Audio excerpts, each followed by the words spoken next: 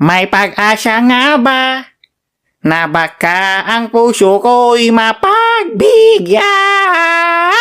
Mahiwagang situgin, kailan kaya tatagayin? Umagang-umaga naglalasing. Mahiwagang situgin, ano bang dapat gawin? Ubus ko na pero bitin pa rin. Situgin, anong lasa pag walang tubig? Situgin. Hoy, Hoy Karing. natatandaan mo ba ako? Hindi. Bakit hindi?